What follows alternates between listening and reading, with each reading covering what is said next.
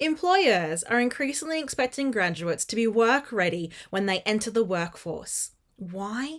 Because work readiness has been linked to concepts such as career advancement, role performance, and job success, and is more important than ever in the current skills based economy. Today, I'd like to present to you the topic Transitioning to the Real World, Defining Psychological Skills Learned at University and Required for the Workforce, based on research by my colleagues and I, completed between 2019 and 2021, where we have looked deeply into the concept of work readiness in psychology. There is growing importance of work readiness in Australia as tertiary institutions aim to produce graduates who are perceived as work ready. However, a large percentage of graduates continue to report a lack of skills and confidence needed for the effective transition from study to work. Indeed, in qualitative research completed by my colleagues and I with psychology graduates, almost half, that's 10 out of 23, reported not feeling work ready despite having completed tertiary training and successfully obtaining a place in industry. Such findings are supported by the wider research base, with a general consensus from groups such as AC Nielsen Research Services that skills around personal and relational competence are the least developed in graduates, as they are traditionally not taught in a tertiary setting, which is where psychological formation primarily occurs. It is posited that this is creating a theory to practice gap, particularly in the psychological field, where practicum components are notably absent in the first 4 years of study. Although it must be noted that several efforts are underway to rectify this. If we look to sister disciplines, the stark difference between psychology and other programs can be noted, where practical components are embedded throughout the curriculum, such as medical students' placements, nursing students' preceptorships, and teaching students' practicums, which enable students to experience the world of work prior to graduation, which is typically classed as work-integrated learning. Such exposure has been proposed to ease the transition from study to effective employment. Now, the gap of work-integrated learning in psychology curricula cannot easily be addressed due to stringent accredited program requirements. However, tertiary institutions must address the gap by incorporating non-technical skills training into the curricula wherever possible. However, the feasibility of stretching an already overburdened curriculum is noted. So what is another way that might be more feasible within a regulated training program and an overburdened curriculum to highlight both skills learnt and current skill development? It is proposed that skill mapping is a way to address this. Now, this skill mapping is already completed at an academic level, however, often does not trickle downstream to students in a visible, digestible way. It is proposed that the link between graduate attributes and skill sets should be tangible and easily accessible by students and employers through graphic displays linking a skill to the broader educational underpinning that coursework resides. Potential course mapping projects could use skill mapping between graduate attributes, industry attributes, work readiness skills, and course outcomes to demonstrate such skill development. An example prototype of such skill mapping can be seen to my right, as my colleagues and I have previously proposed.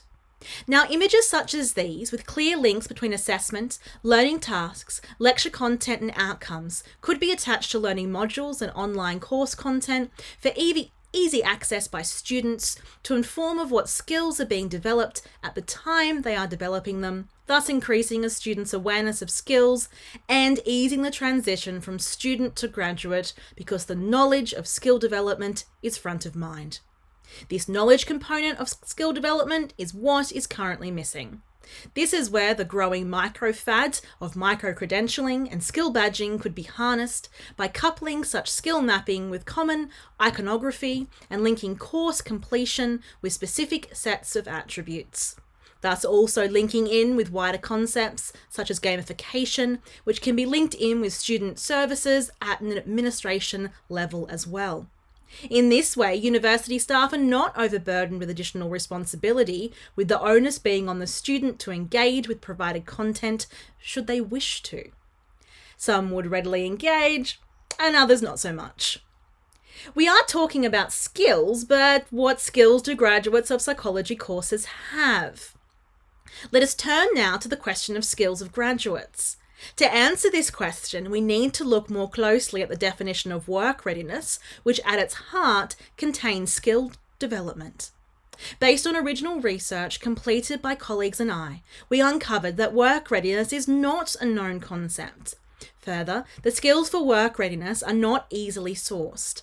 To date, the skills required by graduates have not been adequately or robustly explored in the research base, and the literature does not use equitable terms to allow ready comparison between papers. To address this gap, my colleagues and I completed an in-depth literature review from which we proposed a unified and comprehensive definition of work readiness comprised of 5 defining characteristics: knowledge, skills, personal attributes, practical experience, and industry knowledge. So with this definition in mind and the centrality of skills highlighted, what skills are perceived to be taught during psychology courses? This also is currently unknown, which is concerning in and of itself. However, many endeavours are occurring in this space, such as this project on work readiness, investigations into psychological literacy, which is featuring at this conference, and a growing trend towards competency-based learning. Competency models are becoming more prominent in a move away from the scientist-practitioner model that psychological study in Australia is based. Such competency models often occur in postgraduate and psychologist professional development courses rather than at lower levels of the Australian qualification framework, whereby both bachelor degree and fourth-year courses are theory-driven, with masters or industry immersion pathways often being the first contact with clients.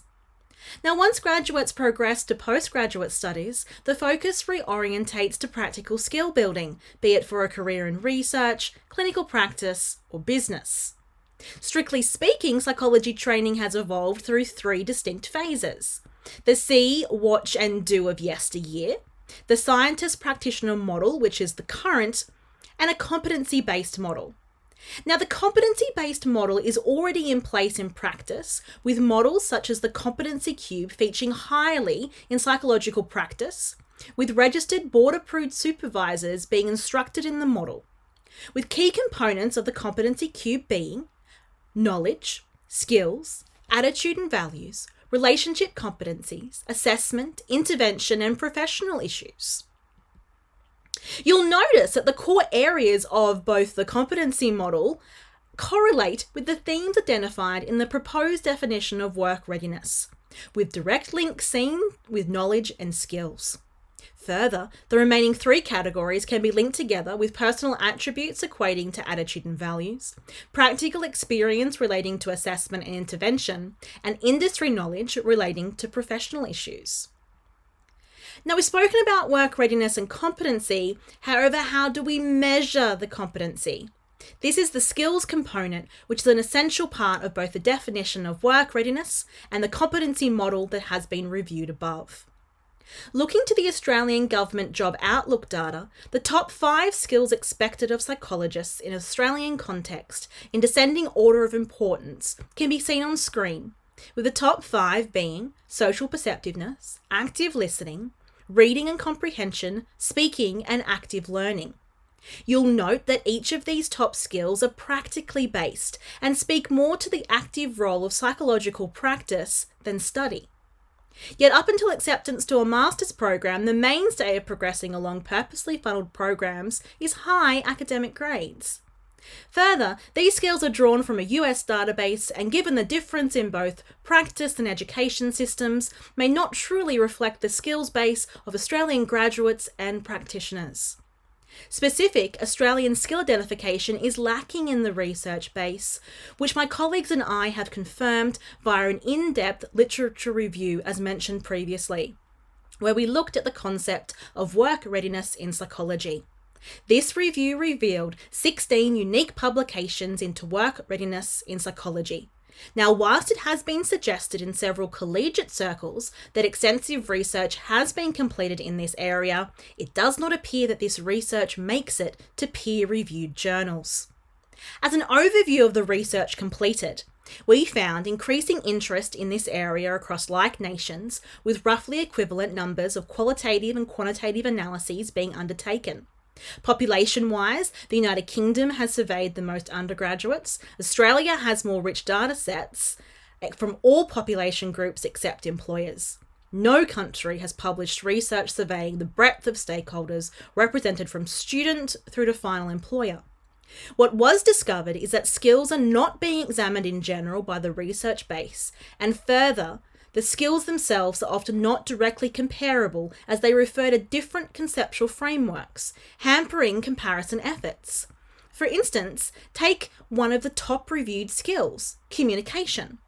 One author framed this around writing and speaking, while another expanded this to include communication such as oral, listening, writing, reading, and nonverbal skills, while a third paper referred only to talking with people.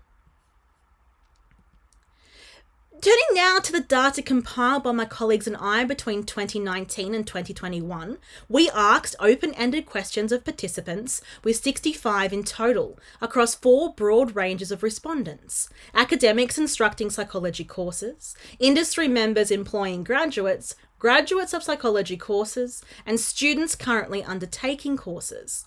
We asked respondents, what are your top and bottom work readiness skills? 5 boxes were presented for each question. Surprisingly or unsurprisingly, given what's been reviewed here about the lack of known knowledge concerning skill development, over 45% of respondents could not name 5 bottom skills, with just one respondent suggesting, I just can't think of any. Following this data, an interesting trend evolved. Breaking it down by category, 68% of industry respondents could not name 5 skills they needed to improve. Similarly, 39% of graduates could not name 5 skills they needed development in, and students who were actively learning, 46% could not name 5 skills. What about the top skills though? Overall, just over 16% of the sample could not suggest 5 skills that aided them be work-ready. 44% of industry respondents could not name work-ready skills in themselves. If these individuals cannot name these skills in themselves, how can they effectively screen for them in those that they hire?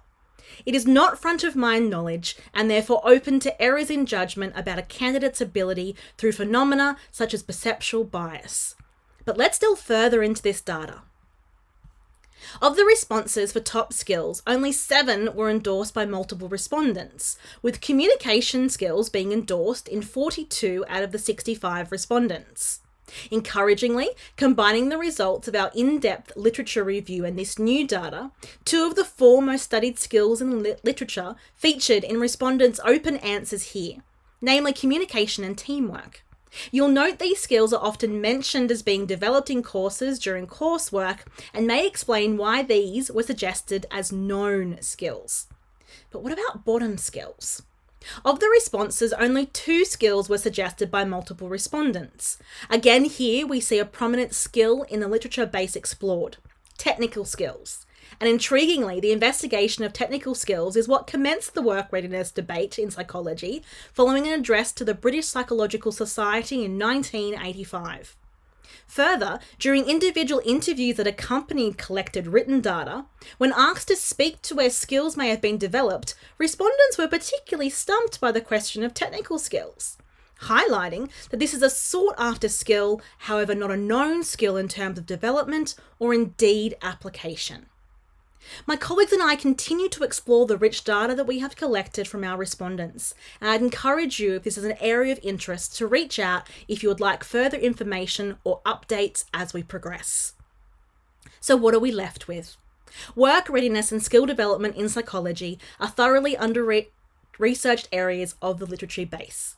Should psychology want to remain a course that provides graduate skills to use in the workforce, then a true and realistic understanding of the skills obtained in study is required. To this end, my colleagues and I have investigated this phenomena, and I'd encourage you to keep an eye out for future publications of the data that we have collected.